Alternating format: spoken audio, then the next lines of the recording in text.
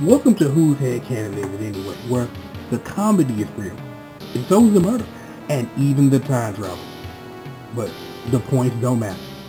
The points are like your negative opinions about me and what we do here. They just don't matter. But forget all that. You know who it is. Your boy Triple the G.O.D. Welcome back to Run That Rex, everybody. And welcome back to Final Jeopardy. So now we're technically a game within a game where we experiment with time travel on a constant basis.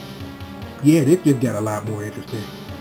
But like I said, I've been teasing for days about how we're going to turn this game completely, utterly on its head about the way that we're going to approach the second half of the game and the whole run. I have been setting up for this.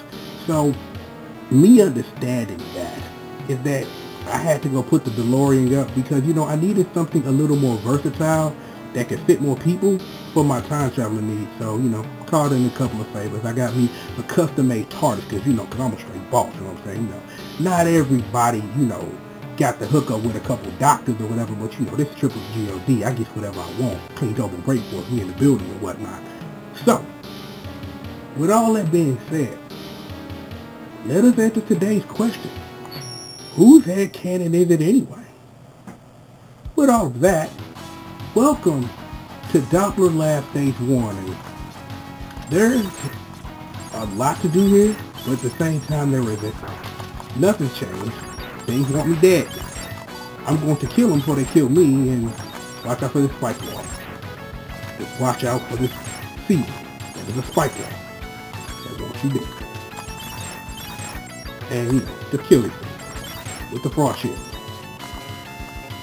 Oh, hello. Hello, squishy wall that wants to squish me to death. Ah, see, no sweat. But see, when you're Universe's Greatest Maverick under these things, they don't really matter. But I am going to want to pull out the spinning blade for this here. Alrighty.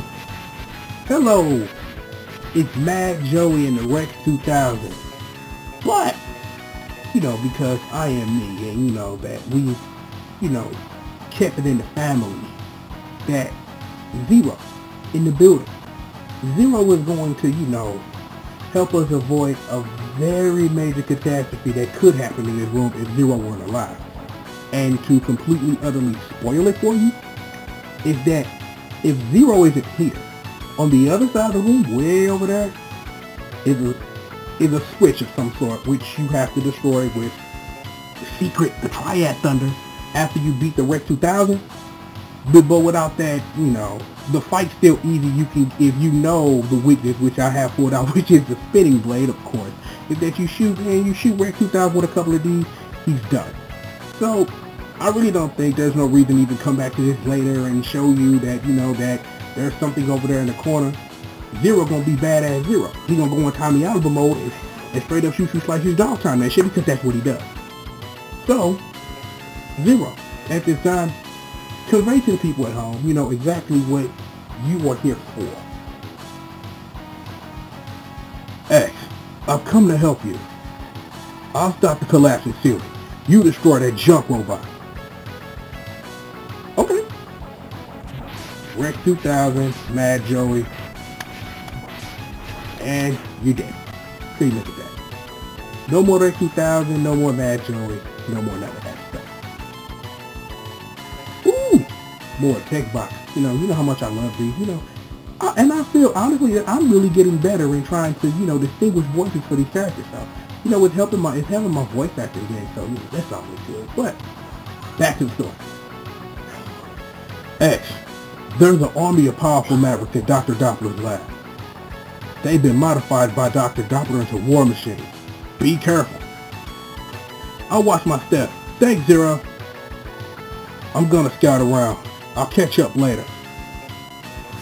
Yeah, you will catch up later, Zero, because, custom-made TARDIS. I told the people about that at home and such. And, what's up to kill with the frost shield? Yep.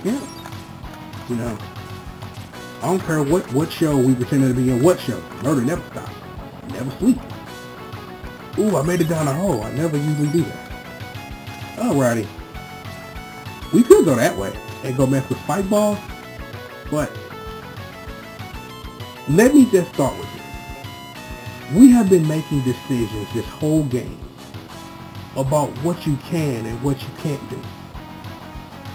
Here's an example of what happens, and this is a life lesson when you're patient. Daddy! What's up, Pops? How you doing? How's holographic brainland? They still tentacle raping over there? Oops. Yeah, that's what holographic brainland is. It's a sexual escapade museum. We'll get into it later. However, one of the choices that we made was not to have a little bit of power.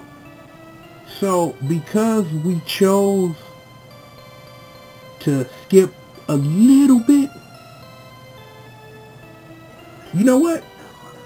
Pops, why don't you explain it to the people? Because maybe it'll come better from you, and then I can reiterate what the hell's going on. I like that. That's a perfect plan. It's sweet. Let's go for it. Enter this capsule, X. Install this chip to enhance all your parts. The situation should now be improved. Good luck, X. See, children, there's a lesson to be learned here. Sometimes it's not always good to fix some of what's going on. That if you're patient enough and you wait, you can have a whole damn cake. And we have all the power that all of the, what am I trying to say? That all the pink capsules would have afforded us. But we get it all. So no password manipulation to get it. Nothing like that. You know, just stuff and things. And I'm going to ask myself a legitimate question. Why did I not pull out the Triad Thunder? Please, someone tell me. Well, we have the golden armor now, and it's going to come in pretty useful. This seems strange. But, you know, I need not mind it. You know, it's probably nothing there anyway. It's probably just my imagination playing tricks on it. You know what? When I'm done with this murder shit, I'm gonna listen to some Ghetto Boys. Y'all don't know nothing about that. Hello, Press Disposer.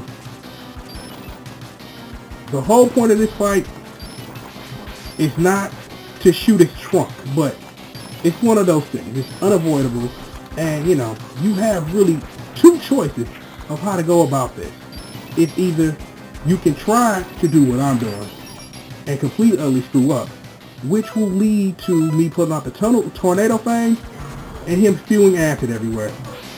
But then it does completely utterly open him up though for anything you can shoot at him now. So you kind of have a choice, and you know, for the years and years and years I've been playing this game, I've never been able to beat the Press Disposer without, you know, breaking his trunk. And there's probably a way you can do it. And show ain't this, and you know, we're going back to the tornado thing because this is just awkward. This is just awkward. I'm like, honestly, this is like, I rarely use the race flasher, but I know he's weak to it, and I just wanted to just demonstrate that on camera. So now let's just end this, because you know, we've had Canon event anyway and whatnot. Game over. Press Disposer down for the count. See, that's what happens, you know, when you do cool stuff. All that explosion. Play my song. AOX. Mission accomplished, baby. How you like that? One down. See, Final Jeopardy, it's not so bad. As long as you know the answer to the question that Al Trebek wants to ask you, it's all good. Now, I'm going to leave you with something because, you know, got to go hop in the TARDIS. We got to go handle some business. Where's Zero at? Where's Zero? That's the question that you probably weren't asking yourself that I'm now forcing you to ask. Where's Zero? Well, you'll find out.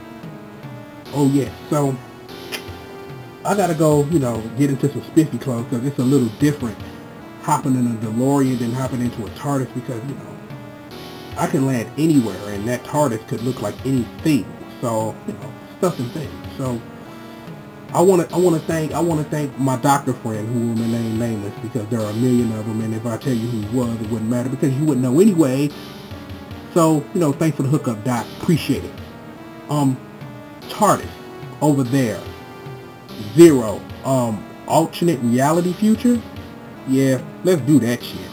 So, as I go hop into my time machine, my new improved time machine, you know what? Let's just go hop in the time machine. How about that? How about I stop talking about it and I be about it? So, until I see you next, I am Triple the G.O.D. Welcome to Alternate Future Reality Land. Welcome back to Whose Head Canon Is It Anyway, where the points still don't matter. The points are like your personal thoughts that Skullgirls is a dead game and how you feel negatively about the game's art aesthetic. Doesn't matter. But, welcome back to the party, everyone, and, you know, after I jump in the TARDIS, because, you know, as much as I love using it, I miss my DeLorean. I just hate that, you know, that it don't fit enough people for us to carry all this headcanon around. But here we are, Zero at the pink capsule, and yes, I just wanted to show you that Zero can use it too, and that because he can hop in his capsule and get the upgrade, he gets that black armor, which is used in a whole bunch of games after this. And I mean a whole bunch of games. I think damn near every one that doesn't involve the word extreme in it. I think he has a black armor even in Command Mission. But that absolute Zero is this shit though, man. I'm gonna have to play that for you guys one of these days. But the only thing Zero doesn't get an upgrade for, unlike X, is the upgraded helmet parts, which allows him to heal. But as you see, I do have a double air dash. But children, I'd like to welcome you to Decision Theaters 101, and yeah, today's lesson of the day is this simple. In life, when you are presented with the killing blow on your opponent, take it. Take it from me, from a personal standpoint, and just period. Because when you don't, things sometimes come back to bite you in the ass. So, you know, I figured, you know, I will let you know that because today's boss battle, at least for Zero, in this alternate future of ours, involves a whole lot of that, and you know, you want to bring a Ray Flasher. You'll want that. Trust me. And it's boss time, baby. And look who it is. It's those two guys that I killed in one future and not in the other. Is it starting to make sense now? Just think about it for a second. Think about how I handled all of that Best Friends Forever time travel stuff and look at us now. Here's the thing though that I do want to preface with and start with before I get to kicking their ass, is that the form that they are going to take, and we'll talk about that while we're fighting them, is that this happens no matter what.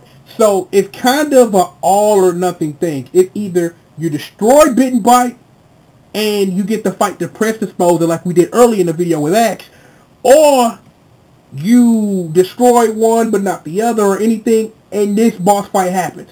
The thing is that I kind of question this a bit because I kind of think that when they got to this point and when they were creating the game, they was like, what happens if they destroy one and not the other? Fuck it, make it the boss battle anyway. I would have liked it if they would have had like an upgraded version of Bit or Bite instead of the boss battle you have if you destroy one or the other. And then also something that I won't show because it is a complete utter waste of time. It doesn't change the boss battle in any way. Is that if you destroy Bit or Bite and one of them remains, they start off the battle and they talk a little mumbo jumbo before they change forms or whatever. And it's so ungame changing that it makes no sense to even record it or show it. But I have done enough talking. Bit and Bite, you know, they have some parting words because I'm about to kick they ass. So, Bit and Bite, please, take the floor. Ah, you finally arrived, Zero. Dr. Doppler upgraded us after our previous encounter with you hunters. Die at the hands of our combined power!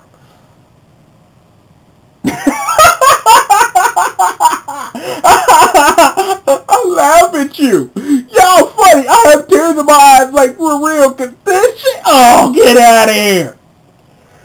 Oh, let me wipe these tears out my eyes because this is so bad. Ladies and gentlemen, God, Car Machine, Oinari. We'll discuss it later. And this is the boss battle. Shoot at them with the Ray Splasher.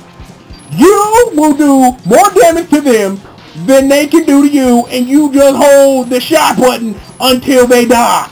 That's it, because see? Game over. Look at that. What's painless at all? Pull out the Ray Splasher, kill them. They're also weak to the parasitic bomb, but play my song. Hey yo, Zero. Mission accomplished. But yeah, you can use the parasitic bomb, but you know, as I've been telling you ever since I've got the Ray Splasher, how awesome it is and how much we're going to be using it as part of Final Jeopardy. So, it is what it is with that. So, there we go. Alternate reality boss 1 down for the count. But before we get out of here, I did promise you a lesson about Bit and Bite and the boss fight that you just witnessed with God Car Machine Oinari. And all of this is going to make sense in, you know, a minute or so. So, bear with me. Now, I did mention in the run that Bit's Japanese name is Vajarila Double F, and Bite, who I may or may not have mentioned, is Mandrela Double B. Now, you may be wondering like, yeah, what does that mean? Remember the boss we just fought. God Car Machine Oinari. The key word in there being the word karma, and Bit and Bite Japanese names are actually references to Buddhism and Hinduism, and the word karma. Big in both of those. Now, here is where we're going to come full circle. The alternate spelling and sometimes the way it is pronounced in Japanese is God Kai Machine Oinari. Now, here's the thing.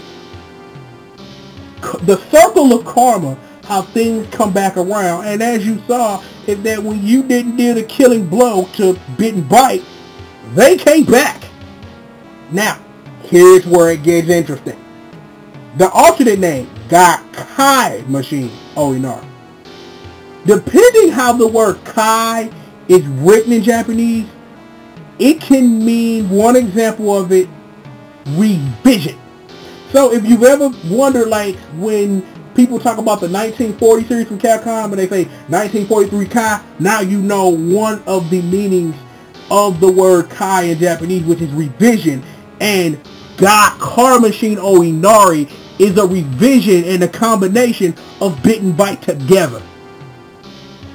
Look at that. See, even in the midst of all this murder, comedy, and all this time travel, I still can fit a lesson about Buddhism, Hinduism, and Japanese linguistics all in the same video. All prefaced with murder. So, now you've learned something, and I'm glad you have. I gotta go hide back in my TARDIS. I miss the DeLorean, I really do, but I can't keep shuffling around game characters in a time machine that sits for. So I needed something bigger, you know, something that I could, you know, manipulate to my will, which is why I call it in the favor for a TARDIS. So it is what it is with that. Next time, we'll be back with X, and we'll be back in normal headcanon territory. So be sure to join me. Thank you for watching Whose Headcanon Is It Anyway, and the points still don't matter, like something or another, a reference I can make to, and how you should give Skullgirls a chance, because it ain't Lab Zero's fault that shit happened behind the scenes, okay? I'm glad we can help each other. You know who I am. I am Triple the G.O.D. This is, of course, Run That Rex, a Savage Minds Entertainment Team Global Great Force production. It is what it is. I'll holler at you guys next time, man. Peace out.